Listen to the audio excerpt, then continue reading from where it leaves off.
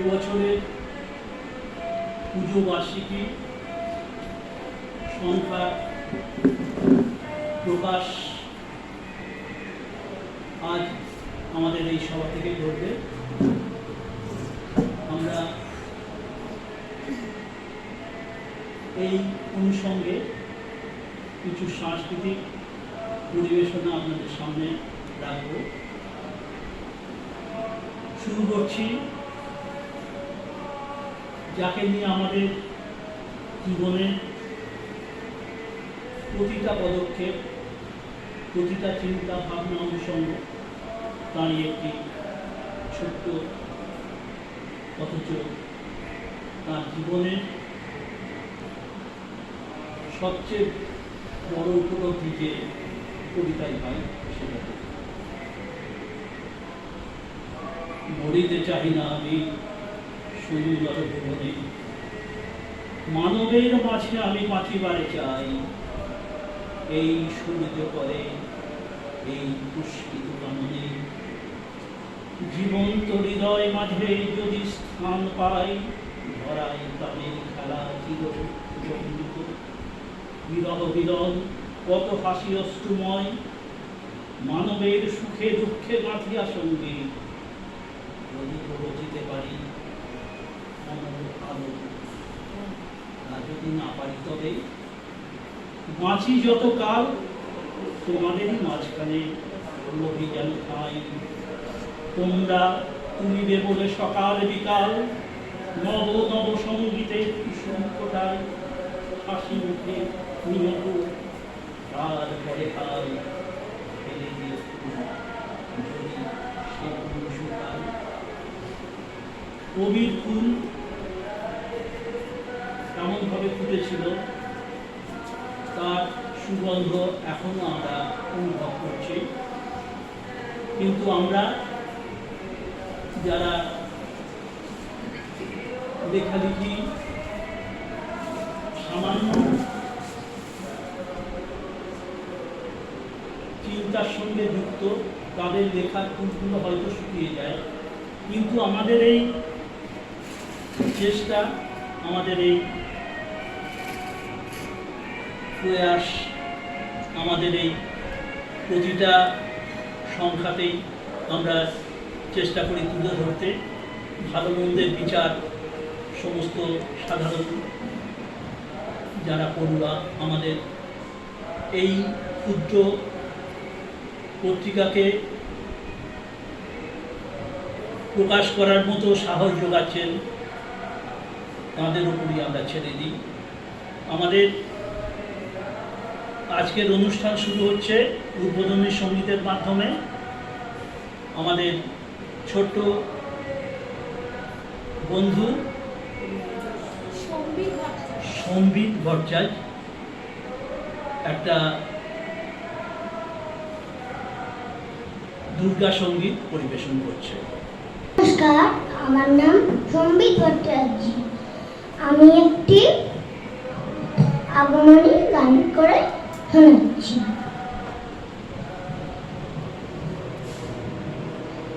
জাগো তুমি জাগো, জাগো দুর্গা, জাগো দশ প্রহরণধারিণী।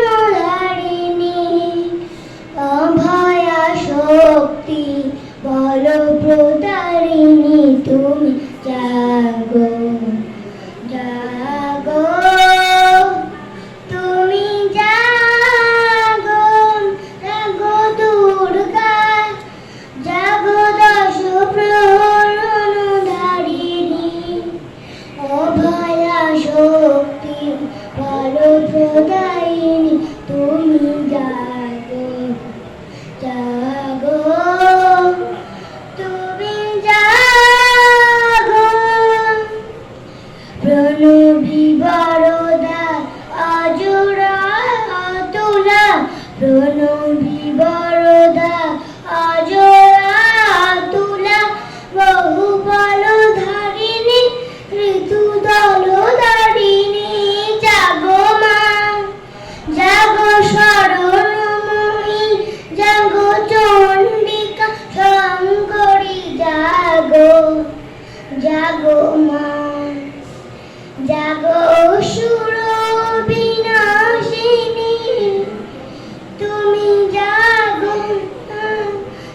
জাগো মা জাগো অসুর বিনাশিনী তুমি জাগো জাগো মা জাগো তুমি জাগো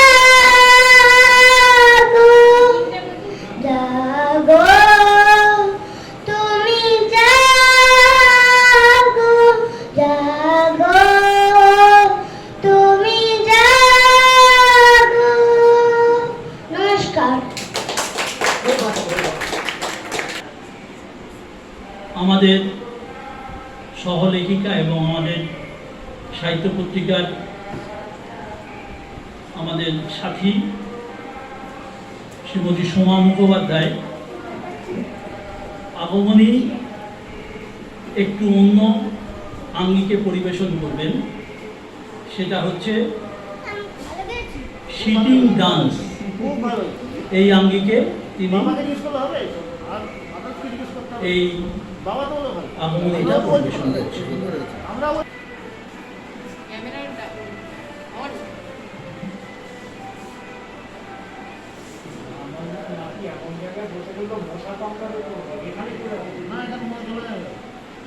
মশা কামড়াচ্ছে না তো?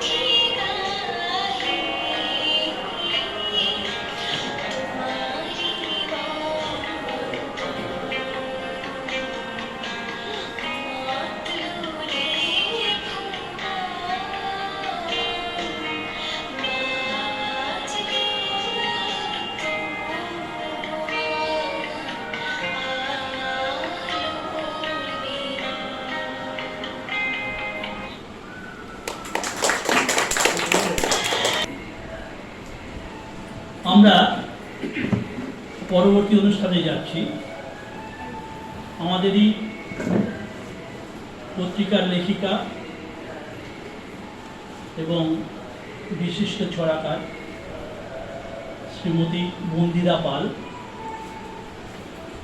আর প্রথমে আগমনী গান পরিবেশন করবেন, তারপর একটি শ্রুতি নাটক পরিবেশন করছেন কেতকী মুখার্জির সঙ্গে। একটু ধৈর্য ধরে অপেক্ষা করুন। নমস্কার, উপস্থিত সবাইকে শারদীয়ার প্রীতি শুভেচ্ছা প্রণাম। সর্বেশ্বরবাবু আমার অত্যন্ত শ্রদ্ধার মানুষ। আমি ওনার কথা রাখতে, ওনার সম্মান রাখতে শুধু আজকে আসতে পেরেছি। আমার গায়ে জ্বর, আমি কাল রাত্রে জ্বরে ভীষণভাবে ভুগেছি। যাই হোক, আমি আজকে এসেছি আমার বন্ধুকে নিয়ে, আমরা একটা সুদিনাটক পরিবেশন করবো। ইচ্ছা আমার ছিল না গান করার, কিন্তু ওনার সাথে কথা থাকায় উনি বলে দিয়েছেন। আমি চেষ্টা করব, ভুল ত্রুটি হবে টলিয়ে মনে ক্ষমা করবেন। আমার বোন এসছে, ও নৃত্য পরিবেশন করবে, হ্যাঁ, আমাদের পরে।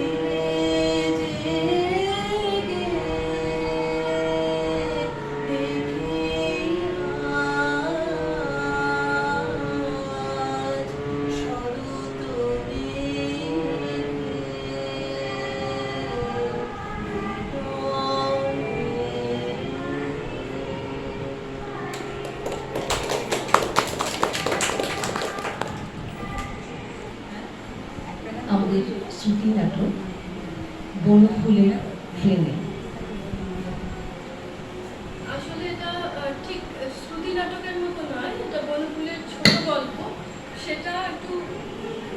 কাঠের মতো।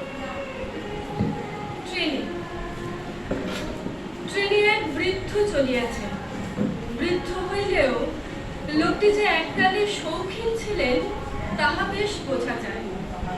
মাথার চুল হইতে আরম্ভ করিয়া পায়ের মোজাটা পর্যন্ত তাহার বিগত যৌবনের রুচির পরিচয় দিতেছে।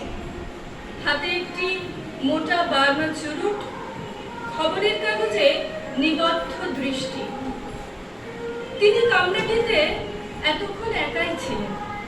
কিউল স্টেশনে ট্রেন থামিতে একটি 19-20 বছর বয়সের যুবক আসিয়া সেই কামরায় উঠিল। যুবকটির ঘাড়ে চুল চাঁচা, চোখে সস্তা দামের খেলো নীল চশমা, গোপ ছাটা, বুক খোলা জামার নিচে একটা অর্ধছিন্ন মাফলারে ছিদ্র দিয়া একটি ময়লা গেঞ্জি উকি দিতেছে। যুবকটির মুখে বিড়ি, বগলে একটি মাসিক পত্র। আসিয়াই বেঞ্চি বাজাইয়া গান ধরিয়া দিল। কে বিদেশি মন উদাসী, বাঁশের বাঁশি বাজাও বনে। তারপর বৃদ্ধের দিকে তাকাইয়া বিড়িটা ধরাইতে ধরাইতে এক মুখ হাসিয়া প্রশ্ন করিল, আপনার কতদূর যাওয়া হবে স্যার? বলা বাহুল্য, বৃদ্ধ বিরক্ত হইয়াছিলেন। তিনি সংযত কণ্ঠে তথাপি উত্তর দিলেন, দানাপুর যাব। আপনি? তবে তো বেশ ভালোই হলো, আমিও দানাপুরেই যাব। তাহলে আমার স্যার এই পুটুলি আর বইটা রইল, আমি চট করে এক কাপ চা খেয়ে আসি, আর বিড়িও আনি এক বান্ডিল। অল্পক্ষণ পরেই যুবক ফিরিয়া আসিল, মুখে বিড়ি, কিছুক্ষণ কোনো কথাবার্তা নাই। বৃদ্ধ ভদ্রলোকটি হাতের খবরের কাগজটা নামাইতে যুবকটি হাত বাড়াইল। কাগজটা একবার পেতে পারি স্যার? হ্যাঁ হ্যাঁ, নিন না। একটু পরে যুবকটি বলিয়া উঠিল, ইস, একটা ছোকরা আত্মহত্যা করেছে দেখছি আজ। বৃদ্ধ ভদ্রলোক যেন ওত পাতিয়া বসিয়াছিলেন, সশব্দে ঝাল ঝাড়িয়া দিলেন। আজকালকার এই গোপছাটা ছেলেগুলো দেখলে রাগ হয়ে যায়। যুবকটি কিছুমাত্র না চটিয়া পানের ছোপ ধরা দাঁত বাহির করিয়া হিহি করিয়া হাসিয়া উঠিল, বলিল, আপনাদের ছোকরা কালে কি আপনারা প্রেম করেননি? সব যুধিষ্ঠির ছিলেন? বৃদ্ধ বলিলেন, যুধিষ্ঠির হয়তো ছিলাম না, কিন্তু বেয়াদব ছিলাম না। বুড়ো লোকেদের সম্মান রেখে কথা কইতাম। ছোকরা দমিবার নহে, আবার হিহি করিয়া হাসিয়া বলিল, আপনারাও প্রেম করতেন তাহলে? বৃদ্ধ ভ্রুকুঞ্চিত করিয়া রহিলেন। খানিকক্ষণ পরে বলিলেন, আপনার হাতে ওখানে কি কাগজ দেখি একবার? হ্যাঁ হ্যাঁ স্যার, দেখুন, ওতে বেশ একটা ভালো গল্প আছে, পড়ে দেখুন। মগডালে, পড়ে দেখুন। বৃদ্ধ মাসিকটির আত্মপান্ত উল্টাইয়া মগডালে পড়িতে শুরু করিলেন। লেখকের নাম নাই। বৃদ্ধ পড়িতে পড়িতে বারমাতে দুটো টান দিয়া বুঝিলেন ধরাইতে হইবে। দেশলাইটা কোথা গেল? এ পকেট সে পকেট খুঁজিতেছেন, এমন সময় যুবকটি চট করিয়া নিজের দেশলাইটা হইতে ফস করিয়া একটা কাঠি জ্বালাইয়া বলিল, এই যে, আসুন স্যার। থ্যাঙ্কস। কেমন লাগছে স্যার গল্পটা? একেবারে ট্র্যাশ মনে হচ্ছে যেন। শেষ হলে বাঁচি। শেষের দিকটা দেখবেন, রস আছে। দেখা যাক। বাগানের দৃশ্যটা কেমন লাগলো? বেশ অদ্ভুত, তবে কোনো জিনিসেরই শেষ পর্যন্ত না পড়ে কিছু বলা যায় না। যুবক কিছু না বলিয়া আরেকটি বিড়ি ধরাইয়া গান ধরিল। ফুল বাগানে ঝুলবি যদি আয়, এই ভরা জোছনা। বৃদ্ধ করিয়া চলিয়াছেন, বাহিরে জ্যোৎস্নায় ফিনিক ফুটিতেছে। গল্প শেষ হইলে বৃদ্ধ বলিলেন, একেবারে বাজে। যুবক বলিয়া উঠিল, কেন, শেষ কালতে? যেখানে ওই মণিমালা কদম গাছের মগডালে উঠে বসে আছে আর ওই নায়ক ভুলে মনে করছে যে সে তালপুকুরে ডুবে গেছে, আর সেই ভেবে ক্রমাগত ডুব সাঁতার দিয়ে খুঁজছে। সেখানটা ভালো লাগলো না আপনার? রাবিশ, আজকালকার ছেলেরা বোধ হয় সত্যিকার মেয়ে মানুষের সন্ধানই পায় না। তার মানে? তা না হলে এইরকম গল্প লিখে কেউ? এই সত্যি কথাটা কেউ বুঝছে যে যাকে স্বর্গের দেবী বলে বলে সবাই অস্থির হচ্ছে, সে ক্যান বি ইজিলি বট?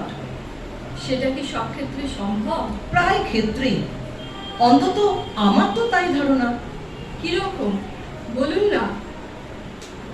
এই ধরো একটা কংক্রিট এক্সাম্পল। আমারই ছেলেবেলায় প্রায় বছর 20 আগে সৌরভী নামে একটি মেয়ের সঙ্গে প্রেম হলো। তার গর্ভে একটা ছেলেও হলো। ছেলেটা যখন মাস 2 তখন ব্যাস, সৌরভী একদিন উধাও। শুনলাম রামেশ্বরপুরের এক জমিদার তার প্রেমে পড়েছেন। আমি আর ও নিয়ে বিশেষ কোনো মাথায় ঘামালাম না। I had another. Girls were so cheap in those days.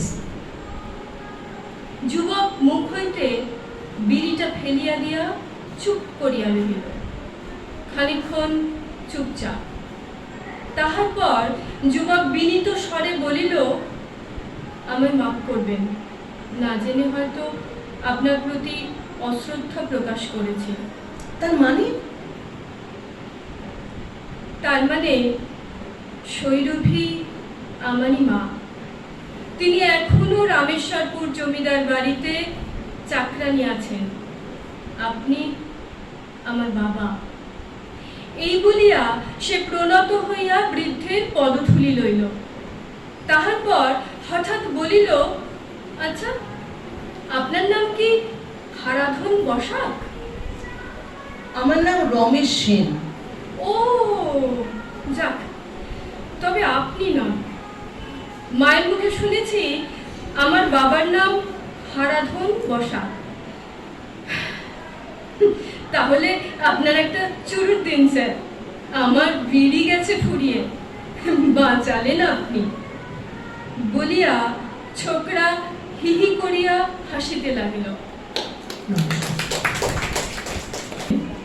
রাজিকা Ghosh.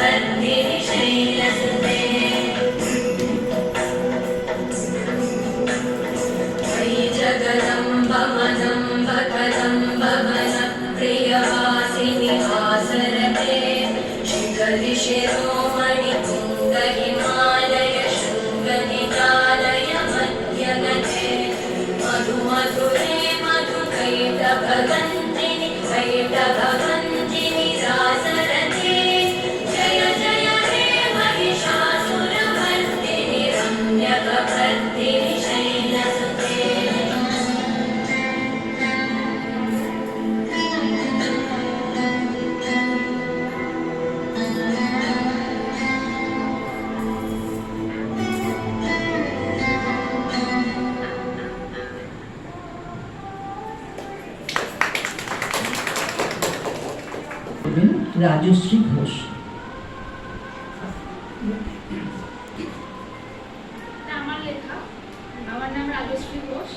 কবিতার নাম হচ্ছে ভিন্ন রকম দুর্গা। তোমার দুর্গা 5 দিনে 5টা জামা পরে, আমার দুর্গা ছেঁড়া থেকে পুরনো জামার আশা করে। তোমার দুর্গা পুজোর দিনে রোল বিরিয়ানি আনে ঘরে, আমার দুর্গা ভাতের আশায় মায়ের আঁচল টেনে ধরে। তোমার দুর্গার অনেক টাকা, হাজার হাজার গাড়ি, আমার দুর্গা রান্নাঘরে পুরনো ওই একটা শাড়ি। তোমার দুর্গা হাজার লোকের পার্টির অপেক্ষায়, আমার দুর্গা এঘর থেকে ওঘর করে লোকের উপেক্ষায়। তোমার দুর্গা হাই হিল আর চুলের রকম স্টাইল, আমার দুর্গা ছাপা শাড়ি আর মুখে হালকা হালকা স্মাইল। তোমার দুর্গা আমার দুর্গা কেউ নয় গো কম, সব নারীর মধ্যে আছে হাজার দুর্গার দম। এখন যা পরিবেশিত হলো সবই আমাদের সাহিত্য পত্রিকার সদস্যদের উপস্থাপনায়। আর এবার শিখা চট্টোপাধ্যায় তিনি একটা কবিতা পাঠ করবেন, উনিও আমাদের কর্মসমিতির সদস্য। সবাইকে আমার শারদীয়ার প্রীতি শুভেচ্ছা দিয়ে আরম্ভ করছি। আমার প্রাণের কবি রবীন্দ্রনাথ ঠাকুরের নির্ভয়। আমরা দুজনা স্বর্গ রচনা গরিব না ধরণীতে, মুগ্ধ ললিত ও স্ফলিত গীতে, পঞ্চস্বরের বেদনা মাধুরী দিয়ে বাসুর রাত্রি রচিব না মোরা প্রেম। ভাগ্যের পায়ে দুর্বল প্রাণে ভিক্ষা না যেন যাচি, কিছু নাহি ভয় জানি নিশ্চয় তুমি আছো আমি আছি। ঊর্ধ্বে উড়াব প্রেমের নিশান দুর্গম পথ মাঝে, দুর্দম বেগে দুঃসহতম কাজে। রুক্ষ পথের দুঃখ পাইত পাব, চাই না শান্তি সান্ত্বনা নাহি চাব। পাড়ি দিতে নদী হাল ভাঙে যদি ছিন্ন পালের কাছে, মৃত্যুর মুখে দাঁড়ায় জানিব তুমি আছো আমি আছি।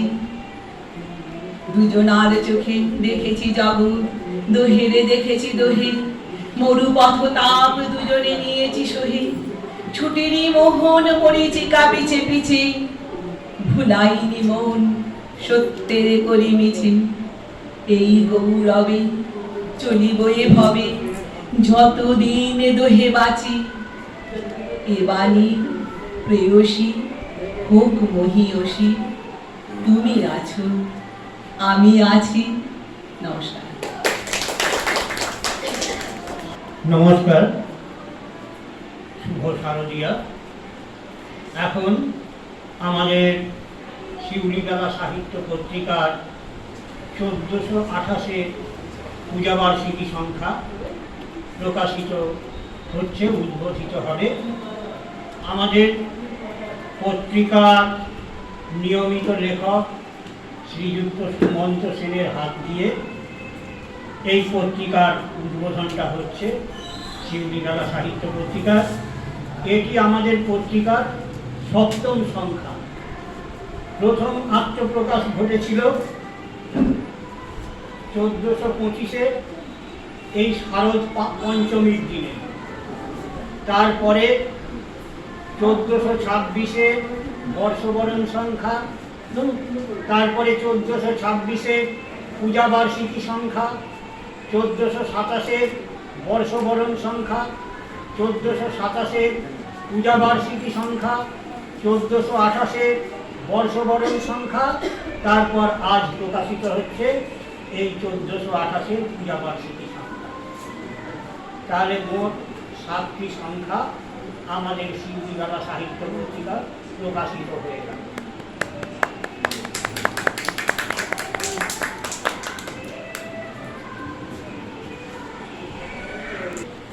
আমাদের ক্ষুদে শিল্পী, ছোট্ট শিল্পী ঈশান, শ্রীমান ঈশান চক্রবর্তী এখন গান গাইবো আঁকি আনন্দ আকাশে আর বাতাসে। আঁকি আনন্দ আকাশে বাতাসে, আঁকি আনন্দ আকাশে বাতাসে, আঁকি আনন্দ আকাশে বাতাসে। শাকে পাখি রাখে কত শোভায় চারিপাশে আহা কি আনন্দ আকাশে বাতাসে। আজকের মধ্যে পড়াশোনার দিন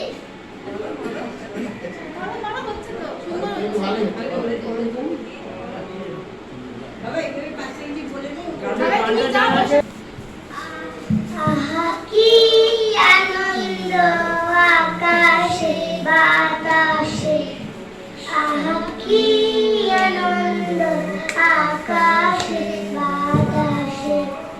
শাখে শাখে পাখি ডাকে কত শোভা চারিপাশে শাখে শাখে শাখে পাখি ডাকে কত শোভা চারিপাশে আহা কি আনন্দ আকাশে বাতাসে। আজকে মোদের বড়ই সুখের দিন আজকে মোদের বড়ই সুখের দিন আজ ঘর ঘরের বাঁধন ছেড়ে মোরা হয়েছি স্বাধীন আজ হয়েছি স্বাধীন। আজ আবার মোরা ভব ঘুরে মুলুক ছেড়ে যাব দূরে পড়ব ভুবন গানে সুরে পুরানো দিনের কথা আসে মনে পুরানো দিনের কথা আসে মনে আসে ফিরে আসে আহা কি আনন্দ আকাশে বাতাসে আহা কি আনন্দ আকাশে বাতাসে। শাখে শাখে পাখি ডাকে কত শোভা চারিপাশে আহা কি আনন্দ আকাশে বাতাসে আহা কি আনন্দ আকাশে বাতাসে আহা কি আনন্দ আকাশে বাতাসে। নমস্কার। হয়েছে ক্ষুদে শিল্পী দুজন সঙ্গীত ভট্টাচার্য এবং ঈশান চক্রবর্তী আমাদের চমৎকৃত করল তাদের সঙ্গীত পরিবেশনের মধ্য দিয়ে। এটাই আমাদের এই অনুষ্ঠানের এই ক্ষুদ্র অনুষ্ঠানের সমাপ্তি পর্ব। আমরা আপনাদের সবার সাহচর্য পেয়ে ধন্য। আমরা একাধিক ক্রমে আমাদের পত্রিকার 7টি সংখ্যা প্রকাশ করতে পেরেছি আপনারা পাশে আছেন বলে। আপনাদের সাহচর্যেই এটা সম্ভব হয়েছে। আগামীতে আপনারা এরকমভাবেই পাশে থাকবেন, আমাদেরকে সাহচর্য প্রদান করবেন, এটাই আমাদের আশা। আমাদের এই পত্রিকার আত্মপ্রকাশ লগ্নে আমাদের মাথায় একটা চিন্তা ছিল। সেটা কি? সেটা হচ্ছে আমাদের এই নাগরিক জীবনে মধ্যবিত্ত উচ্চ মধ্যবিত্ত পরিবারগুলো থেকে যেন বাংলা ভাষা অবহেলিত হয়ে যাচ্ছে। স্কুল শিক্ষার স্তর থেকে আমরা বাবা মায়েরা আমাদের ছোট ছোট ছেলে মেয়েদের ইংলিশ মিডিয়ামে পড়াতেই বেশি আগ্রহ প্রকাশ করি।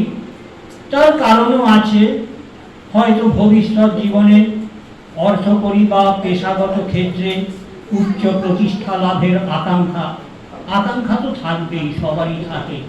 স্বপ্ন দেখা কোনো দোষের কিছু নয় অবশ্যই, কিন্তু তার সঙ্গে মাতৃভাষাকে ভুলে যাওয়াটা কি খুব গর্বের বিষয়? তা সেই জন্যই আমরা এই পত্রিকাটা প্রকাশ করেছি যে খুদে লেখক যারা খুদে স্কুল পড়ুয়া তারাও তাদের লেখা জমা দিই বেশি বেশি করে। আমরা আমাদের একটা সংখ্যার সম্পাদকীয়তে এও লিখেছিলাম যে প্রত্যেকটি ছাত্র সকল বিষয়ে সমান পারঙ্গম হতে পারে না। এক একজন এক একটা বিষয়ে খুবই আগ্রহী ও পারদর্শী। আমরা আহ্বান জানিয়েছিলাম যে ছোট্ট ছেলেটা বা যে ছোট্ট মেয়েটা তার কোনো একটা বিষয় সব থেকে বেশি ভালো লাগে, সে সেই বিষয়ের ওপর মাতৃভাষায় লিখুক, আমাদের এই পত্রিকায় লেখা জমা দিন। আমরা সাড়াও পেয়েছি, তবে আশা করি আগামীতে এরকম আরও সাড়া পাবো। মাতৃভাষায় জ্ঞান চর্চা হোক এবং সাথে সাথে ইংরাজি কিংবা হিন্দি কোনো ভাষার সাথেই আমাদের বৈরিতা নেই। আমরা বলেছি যারা ইংরাজিতে লেখা দিতে ইচ্ছুক তারাও আমাদের পত্রিকায় লেখা জমা দিন, আমরা সেটা বঙ্গানুবাদ করে আমাদের পত্রিকায় প্রকাশ করব। একটি লেখকের নাম বলছি, দ্বাদশ শ্রেণীর ছাত্র প্রিয়ম পাল। পরপর দুটি লেখা ইংরাজিতে জমা দিয়েছিল এবং সেই দুটি লেখাই দুটি সংখ্যায় বঙ্গানুবাদ করে প্রকাশিত হয়েছে। তারপরে বর্তমান সংখ্যায় দেখলাম সেই প্রিয়ম পাল উজ্জীবিত হয়ে বাংলাতেই তার লেখা জমা দিয়েছে এবং সেটিও প্রাঞ্জল সুন্দর বাংলায় সে লিখেছে। দেখে মনটা ভরে গেল। তা এইভাবেই তো মাতৃভাষার চর্চা বিকশিত হয়। কাজেই কোনো ভাষার সাথেই আমাদের শত্রুতা নেই, সবাই আমাদের স্বাগত আমাদের কাছে। তা এই কথা বলেই আপনাদের সবাইকে অন্তরের ভালোবাসা, অভিনন্দন, শুভেচ্ছা জানিয়ে আমাদের এই অনুষ্ঠানের সমাপ্তি ঘোষণা করছি। পুজোয় ভালো থাকবেন সবাই। প্যান্ডেমিক সিচুয়েশনে যথাযথ সতর্কতা অবলম্বন করে সবাই পুজোর দিনগুলো আনন্দে কাটান, সুস্থ থাকুন, ভালো থাকুন। সবার শারদীয় শুভেচ্ছা সবাইকে জানিয়ে এখানেই অনুষ্ঠান সমাপ্তি।